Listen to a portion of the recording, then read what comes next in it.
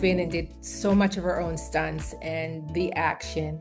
And I reposted it and tagged her set costumer, who I knew had panic attacks on a daily basis, was literally there biting her nails because Priyanka decided, no, don't bother. I'll just roll in the ground in the dirt.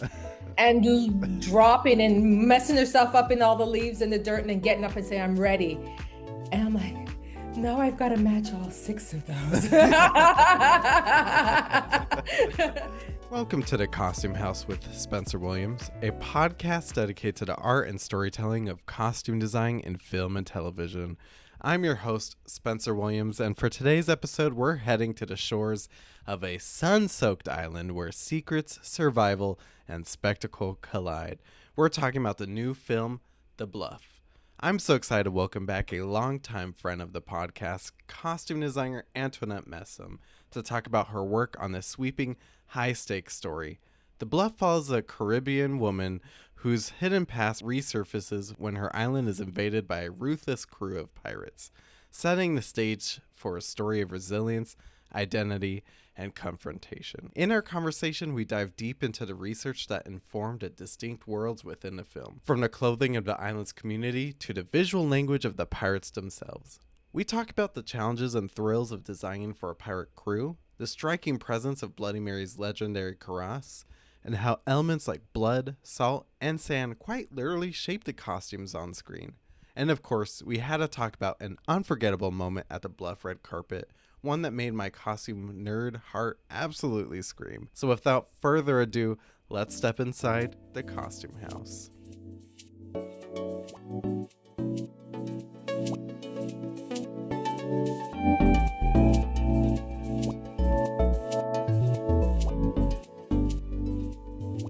I am so happy to welcome back to the podcast a longtime friend of mine, someone whom I just love talking to all the time, costume designer Antoinette Messam. Hello, Antoinette. How are you? So good to see you. Spencer, I missed you. We have fun in these things. I'm so happy we get to talk about what is, I think, one of my most amazingly, challengingly beautiful projects. I always How's that for a start? Yeah, exactly. I always look forward to talking to you, and I wish you could have heard the scream I scrumped when I was watching a trailer for The Bluff, and I was like, who designed? First of all, I love a pirate film. And when I looked it up and I was like, Antoinette did this, I was like, oh, hell yeah. Yes. No, you got to put a little twist in it. Yeah. Mhm. So let's get into it. I've been dying to talk to you about this. So let's start with the director of the film, as you know, as we always tend to start. Director Frank E. Flowers. Tell me about your collaboration with him and what drew you to the story originally of The Bluff. Well, I was really fortunate to meet Frankie, our director, pre-strike. And I say that it was fortunate. It wasn't fortunate being on strike and being off that long, but it enabled me to meet with him in person a couple of times and talk about the project. And we bonded immediately over our Caribbean roots. He's from the Cayman. I've learned to say that correctly, Cayman Islands. And I'm Jamaican, and Cayman is our sister island. When they were settled, we, being the bigger island, supported Cayman with supplies and military support. And I mean, there was nothing on the island, so most of their food sources, etc., came from Jamaica. So I actually have family on the island who know Frankie Flowers' family. Oh, So that wow. was interesting as soon as I found that out. But we I'd heard the story of the female pirate growing up, in school. I went to primary school, public school in Jamaica, and it was a folklore. It was one of our folklores, our fairy tales. And, once I read the script, I said, I know this story. And we dove into that, but more importantly, what enabled me by meeting with him early is to get an idea of the tone he wanted for this movie. It definitely was not Disney. Yeah, You you know? could say And I that. say that in the sense that this is as R-rated as you're going to get. Yeah, And he wanted that element of rugged and gritty and tactical intertwined into the costumes and the tones. So um, that was a really quick pivot for me because I didn't visualize it quite that far right off the top. So I'm glad I got to spend time with him to um, to figure that out. And what I mean by spending time, we met a few times. right. Let me not, Let me be clear. Yeah. Because when I hear about other designers who get to spend months upon months with their directors, I'm like, I'm so jealous. Yeah, right. You're like, this is a couple Zoom meetings, perhaps. You know what I mean? And you know, a coffee, maybe I think two coffee meetings. Yeah. So it was lovely, but I'll take it. It was great. But what you got was still led to a very cohesive tone that went through Yeah. from beginning to end of this film of the Bluff.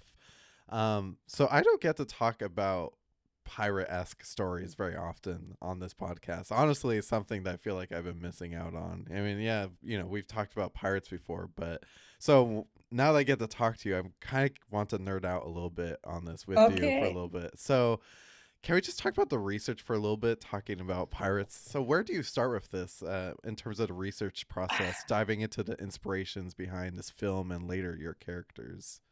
You know, I'm not gonna lie. It was hard. I can imagine. I'm the, like right off the bat, I'm like, I remember being a kid seeing pencil, black and white etchings Hmm. of, Caribbean pirates on in Caribbean islands, but then I couldn't find it.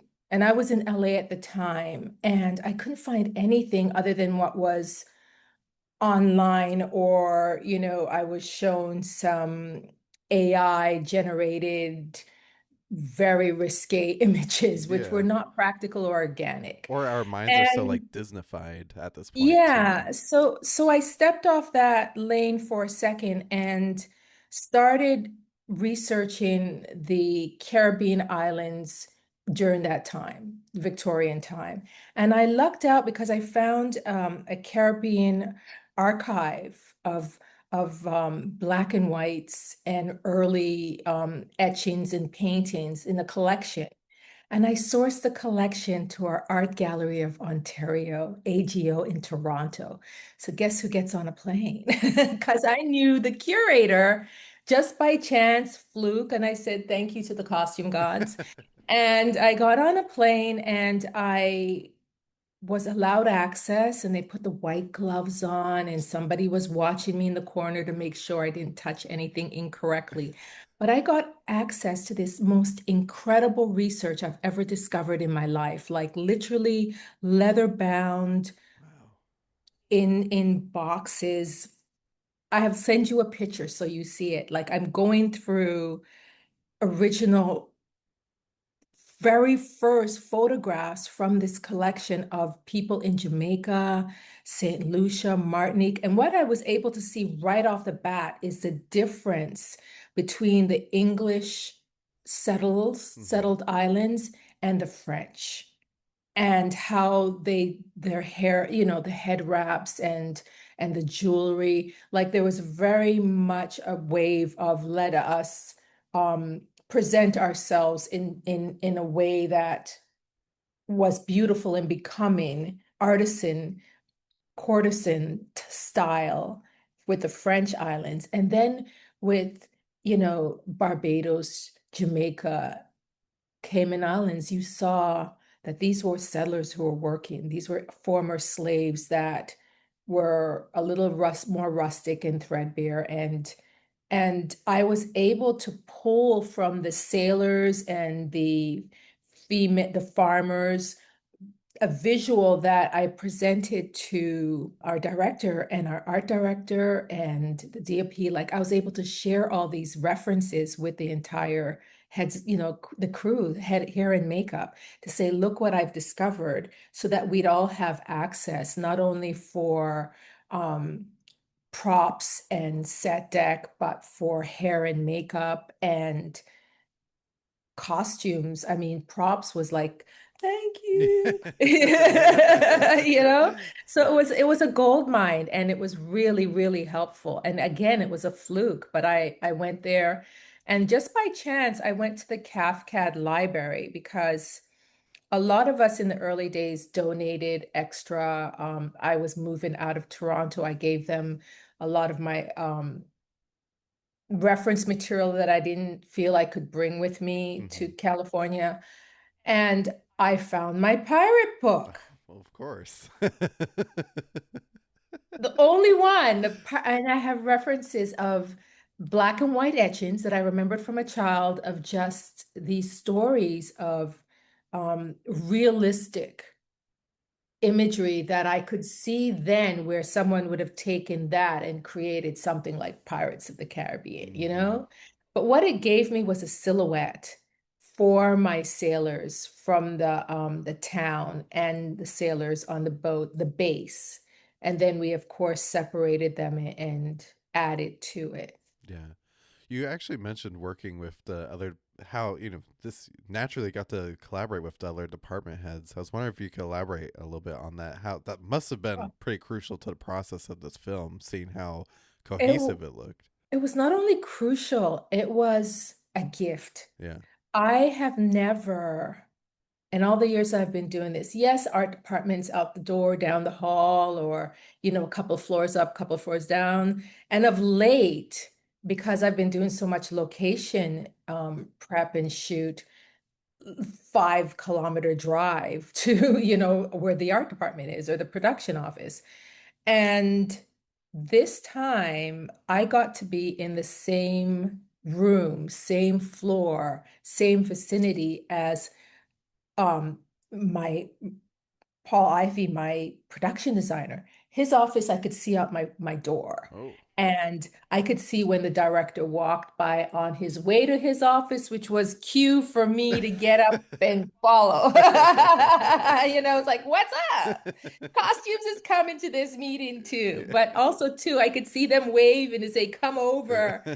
Or we were right beside set deck and props, so I could see him like, oh my God, I love these fabrics. Where did you get them? India, give me the resource, And we would share resources, we would share finds, and I see it in the movie. I see how much being able to work together helped. And it spoiled me because I could literally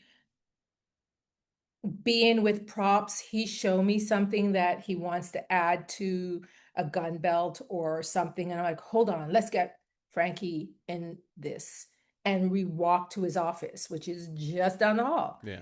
and knock on the door. Do you have a second? And we could have those spontaneous conversations that just made the process move like this. And then we were all on the same page. And it was not one of those you show up on set and say, what were you thinking? What's Why going on couldn't you here? call me? Yeah. We didn't have that. We caught it early. Anytime there was a like, I suggest you do this, or once you have our fabricator build this for you and we'll age it because it's going on her waist, Hmm. So it was a lot of teamwork. Yeah. Yeah. It was beautiful teamwork. Yeah. I love it. Yeah. Well, let's dive into some of our characters here. So, Carl Urban plays the very menacing Captain Connor. When we meet Captain Connor, you can just tell that, first of all, he's captain for a reason. His costume feels very lived in. And Mm. honestly, it's likely because he's earned that title at this point. Yeah. So, tell me a little bit about his costume story and what you wanted the audience to understand when you meet Captain Connor. Because at this point, I mean, all these characters, their lifelines have been a little bit established at this point. You want to learn a Mhm. lot about them when the story gets going. Yeah, that was a conversation. I was given an image of a captain that, was very similar to the Russell Crowe character in the film that he did he wore that uniform throughout, which name has slipped me, sorry. But Master and Commander, that's it. Yes. And I said, why do you like this costume? And it just it immediately told the story of where he started, which was in the military, right? He was a captain of a ship for the Indian trade. And, but this is many years past. So what do we carry from where he started to where we end up? And I thought it was really important to keep the coat, Hmm. you know, the coat and his boots. Yeah. Keep the coat and his boots. And one, that gait, that movement, and having Carl, as soon as he put it on and he started to move in it, and especially the gait of the boot, it's very strong. It's a he called it his deck gait, his deck walk, but the coat was a very instant, recognizable, I am the captain. Yeah. And that's what we wanted. I mean, you couldn't miss Carl, even if he was in a paper bag, but a sack, anything. He just wears clothes so well, and costume is so important to him, helping him find that beat. But it was just really important that the coat be something that was a carryover to help tell his story. And with all of the men that were in his quartermaster and the followers, uh, the the premise was that they were going to be dark, they were going to be tactical, they were like you know, a mission. They've come to handle their business. Let's be a strong force.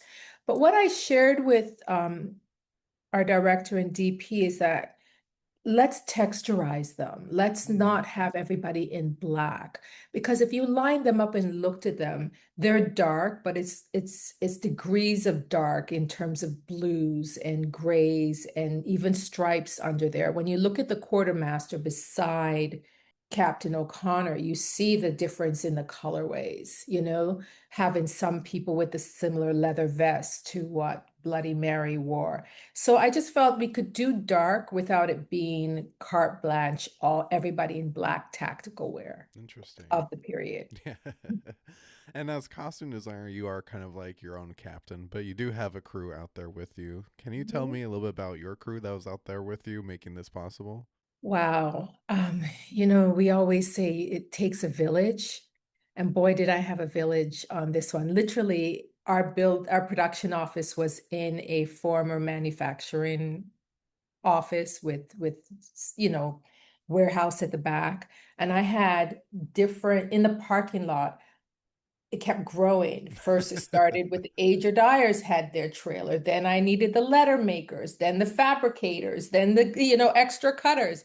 So the parking lot grew into Antoinette's extension of her costume department. This was a first for me. I've never worked with leather makers or fabricators before. I mean, I've worked with leather makers who create incredible leather Mhm. garments. Like Izzy Camilleri is one of the best in the world, and she's based in Toronto. I mean, she just won an award too. And she did all the leather wear for The Harder They Fall. But having wet molding done and etching and um, you know, having these metal stencil that we did for the siren was done on metal by the fabricator and then embossed. The leather was embossed with it. That's all new. I love learning new stuff, Yeah. And I was like a kid in a candy store. When you couldn't find me in my office, I was always in the back with the leather makers or the fabricators. And then let me tell you about Billy's Domain. I'm going to start posting videos of my my poor art finishers, Ager Dyers, and what we put them through. Oh, don't worry. I'm going to be asking you all about aging and dying later. Oh my God, it was fantastic. And again, I love learning, different techniques than what we learned in Italy. And you and I talked about that with the Yeah. Book of Credits. So um, it was just fantastic. It was an amazing experience. And, I really loved being able to take um, the heads of departments down to the back to show them what we were doing, and how it could relate to what um, Frankie was storyboarding, so he'd see it live. And also understand it too, you know. There's only three of these. Look, one, two, three. You know, and Don't mess it up. right? So yeah, but and also just seeing the workmanship that went into some of these costumes was just Mhm. incredible. I had four incredible cutters. One of my cutters, Kit, did Cruella. She did created that beautiful black and white, Oh you wow. know. So that was a level of artistry I had. And I'm forever in debt to these people. I'm just a conductor, you know, without their talent and their patience and their intuition, because, you know, I always ask everyone to read the script. And the questions I'm able to get by, okay, we see that there's a fire being built in Hmm. the last scene. Do you think we need to have, you know, burn spots? I'm like, no, no, no, no, they're not going to be close. I've already asked stunts that. And then, of course, on the day, we're literally on set burning holes in clothes. Literally, it's like, this one's ready, run it Yeah, to no. set. Well, Because that always happens, yeah, right? always. It's I mean, that's the name of the game. Let's talk about the character of the hour, who we all want to talk about. Let's talk about Priyanka's character, Ercel. First, what a badass. She chooses to defend her family, as I hope everyone would. And throughout the course of this film, she undergoes a remarkable transformation into this fierce warrior, which, I mean, at the beginning of this film, you're not really sure where this is going to go. And a lot of that storytelling really takes place through the costume design, aside from, of course, Priyanka's incredible acting and stunt work and so on and so forth. But a lot of that storytelling took place through the costume. And I'm sure, as you were just starting to tell us through the work of your incredible crew and the embossing and the leather work, they really put you through it in terms of that transformation in her costume, where she had to go and eventually find old pieces of her Bloody Mary costume that she took to battle. So tell us about that transformation. It was incredible. Thank you. I was very lucky to get Priyanka early because she was going off to do another project, I think in Italy. So I met with our Agbo producer, and Frankie, the director. We met, talked about the beats of the character, and I showed her some samples, and they immediately loved. I had this original um, dress. I literally took it off the woman who owned it. She was in a vintage shop and she was wearing it. I'm like, that's perfect. Can I borrow it? And I ended up buying it from her. But the silhouette I felt would be, it was sort of a Westernish influence, but very much in keeping with some of the references I'd seen Hmm. from women of that time who were not affluent, but who were not servants. And I showed it to her a few different styles, and she immediately agreed with me that that was the perfect silhouette. So right away, we knew what the shape of the dress was going to be. And I then went to Australia. We made samples. We made a couple of different shapes for the cuirass, wider shoulders, you know, lacing up the back, lacing down the side, you know, different details. And what we ended up with, which I'm so thankful we did, is just um, the bodice that was fitted, but with buckling at the side, you know, which I thought was very much more in keeping with something someone can put on themselves. And then it gave you a clean back and a clean front, you know. Um, so we took samples made up in the leather, made up in the fabric of her first costume and her second, and we brought that to LA, and I did a 48-hour in LA fitting with Priyanka. And it was great because it gave her the opportunity in her home in a safe space to get on the floor, roll around, lift up the dress, tuck it in, figure out the beats because it was really important because she was going to be in each costume for so long Yeah. that we workshop it.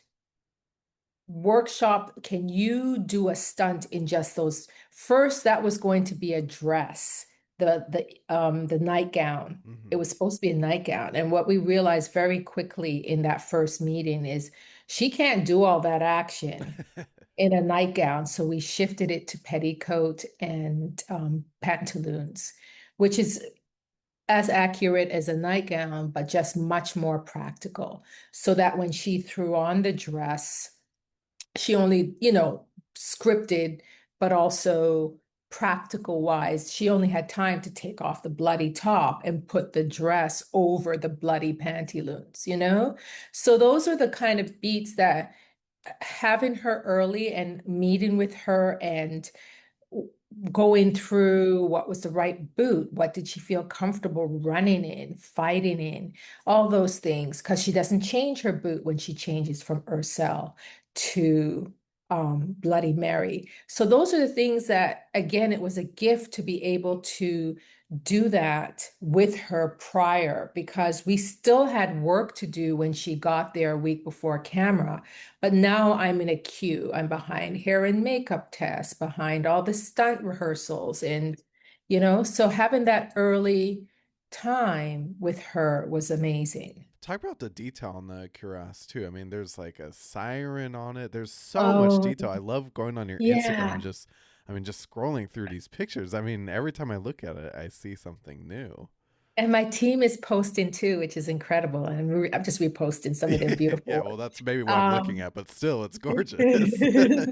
well, that's again being, the affinity to being so close, the proximity to being so close to Paul's office. Hmm. I saw that siren picture that was on her sail of her ship. Oh, okay. And I said, I'd love to incorporate that in her costume. Originally, we were going to incorporate it also on the leather of vest for O'Connor, but it just didn't work. It wasn't necessary. Do you know what I mean? Yeah. He was commanding enough, just the coat did it. He didn't need an additional symbolism. But her siren that we see on her cuirass, which stood out from the other cuirasses that you saw, all the men's were plain. Yeah. Hers is the only one that had embossing on it. And that was from her sail. So it was her sail of her ship had the same siren. And what I loved was Priyanka wore that cuirass to the premiere of The Bluff, which I just thought, as you know, as a costume nerd who is a journalist who covers costume design, I thought it was the coolest thing ever for her to shout you Coolest. out at the premiere. I mean, that's kind of what I live for, honestly. Oh my What God, was it that was all I like? could do not to rush the red carpet and hug her. I knew it was happening. I knew from the very first time she put on the sample. Wow. Yes, she loved it. She loved the direction it was going in. She says, I think I'm going to wear this to the premiere. I didn't pay attention.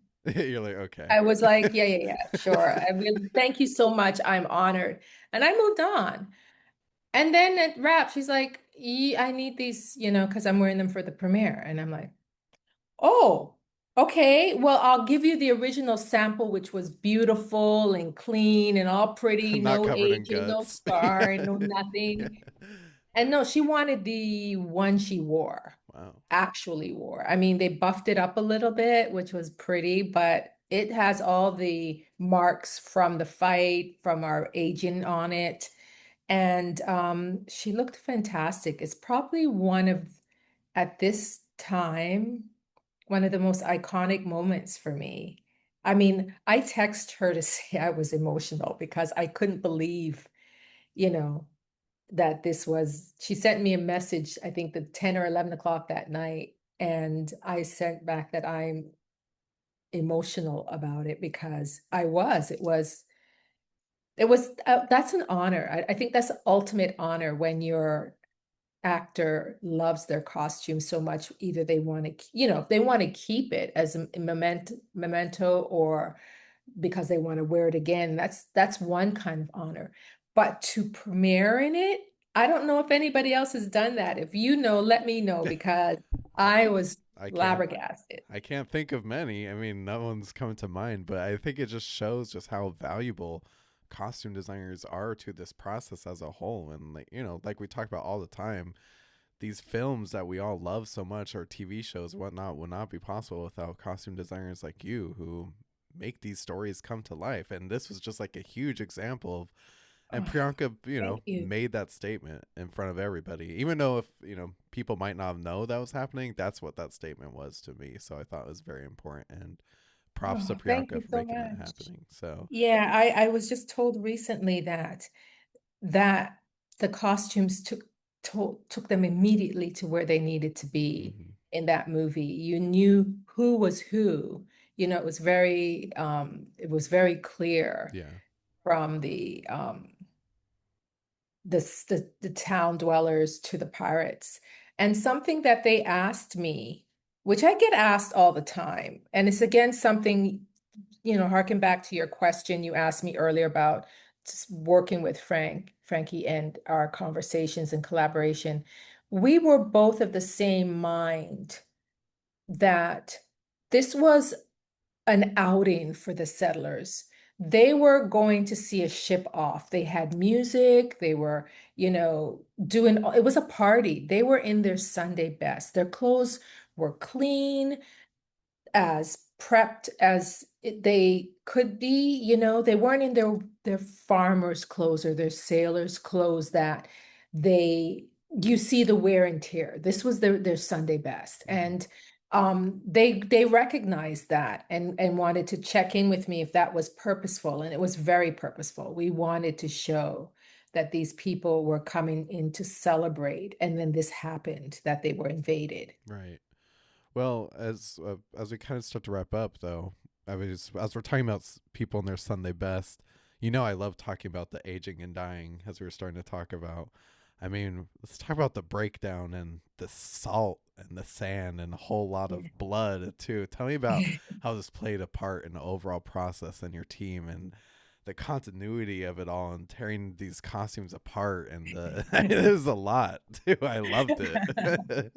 Agbo just posted a video about how involved Priyanka was, and how, she dove in and did so much of her own stunts and the action.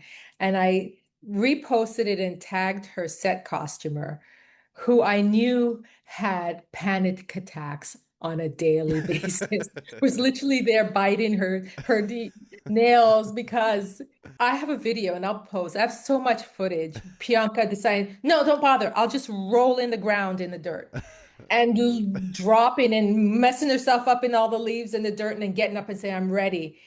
And I'm like, no, I've got to match all six of those. So once that happened, we put an age dyer on set full time. Mm, And if something happened spontaneously, we would gather the multiples and they would be matching oh literally as she's in action, because gosh. it was really organic, and it made sense that you do this to help with all the blood that you've added to your clothes yourself, or to, rolling in the ground and all that, because it looked fantastic. But then the other flip side to it is we then have to match it, Yeah. right? And match it in real time, because her stunt woman is standing there and we've just taken her dress off her to match it. So I had a really amazing team. Billy is from Melbourne, and we had different specialists coming from different parts of Australia, Melbourne, Sydney, New Zealand. We had some incredible people from New Zealand, and put together this shop that it was just like a procession line, especially with the sailors, with O'Connor's sailors, and how salty and gritty and dirty that they got. And you, I mean, if you look closely, you see it. It reads subtle on camera, but a lot of work went into breaking down those dark tones, especially the blacks, to make it look like it was seaworthy, you Yeah. know? So I give them full credit for taking my direction, my imagery, and even in the interview, I says, "Let me break it down for you how this is going to go, and you tell me if you're up for this." Yeah. Because I was clear, I could see it. I knew how detailed it was going to get, and it would need to be Hmm. to sell what we were saying. And he said he was up for it. I mean, that shot of the young man under the boat when, Elizabeth runs up and sees her love with the slit throat. We had, between special effects and our agers, working as a team on the day to create that. Yeah. And that was fantastic. Yeah. It looked fantastic. It was great. Gory, but Yeah. fantastic. Yeah. Well, that's what we love. And with that, Antoinette, what are you most proud of with the Bluff? Sometimes when you're moving so fast, and you're just organically making decisions and just, on the cuff.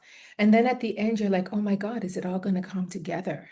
Is it going to be cohesive and come together?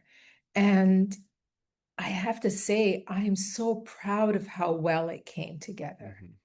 It looks like um, there was teamwork, there was collaboration. It looks like, you know, we all rose to the occasion for a man that we wanted to bring his vision to life. Frankie Flowers was so passionate, so gracious, so respectful of his entire crew. And we just wanted to make him proud. Yeah. Well, Yeah.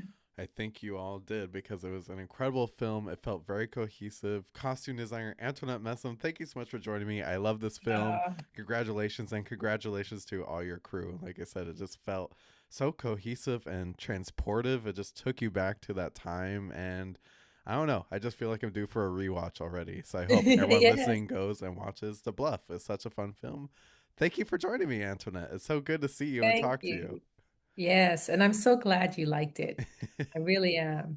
Sometimes you just come with questions and I'm not sure, but right off the bat, you're like, I love this film. Oh, I would never lie. The Costume House with Spencer Williams is a production of The Art of Costume. This episode was hosted, produced, and edited by Spencer Williams. To discover more conversations with the designers shaping film, television, and theater, visit theartofcostume.com or follow us on social media at The Art of Costume. And don't forget to connect with me on Instagram at HostSpencer. If you enjoyed this conversation, be sure to follow and subscribe wherever you listen to podcasts or watch on YouTube. And stay tuned for more episodes celebrating the designers shaping today's most captivating films, television series, and stage plays.